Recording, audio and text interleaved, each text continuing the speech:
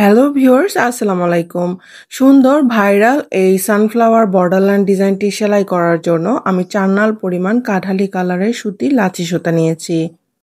সানফ্লাওয়ারের ডিজাইনগুলো সেলাই করার জন্য হলুদ কালার, কাঠালি কালার বা বাসন্তী বা হালকা কমলা রঙের সুতাগুলোই দেখতে বেশি সুন্দর লাগে। হাফ সানফ্লাওয়ার বর্ডার ডিজাইনটি একদম কাপড়ের এক পাশ থেকে সেলাই শুরু করব।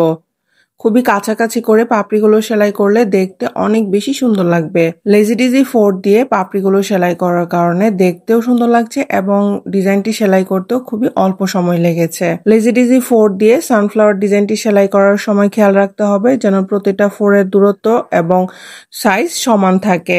ভাইরাল এই বর্ডারলাইন ডিজাইনটি আপনারা চাইলে যে কোনো ড্রেসের এই বর্ডারে সেলাই করে নিতে পারেন।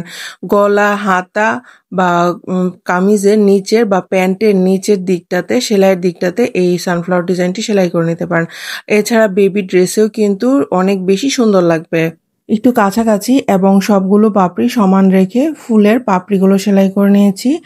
এখন ভেতরে যে রেণুগুলো আছে সেই রেণুগুলো সেলাই করার জন্য 4 নাল পরিমাণ এটা খয়েরি কালার বা কলিজা কালারের সুতা নিয়ে নিয়েছি। সুইয়ের মধ্যে সুতাটিকে একবার পেঁচিয়ে ফ্রেঞ্চ নট 4 দিয়ে দিব।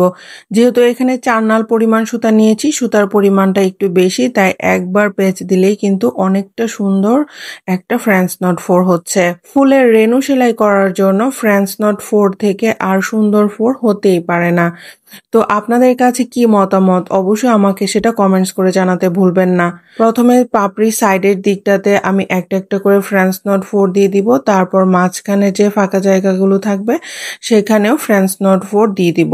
এলিগ্যান্ট এবং ট্রেন্ডিং এই বর্ডারলাইন ডিজাইনটি আপনারা আপনাদের ড্রেসের যে কোনো বর্ডারের দিকটাতে সেলাই করে নিলে অনেক বেশি সুন্দর লাগবে। পরপর একটি করে হাফ সানফ্লাওয়ার সেলাই করার কারণে সুন্দর একটি বর্ডারলাইন ডিজাইন ক্রিয়েট হয়ে যায়।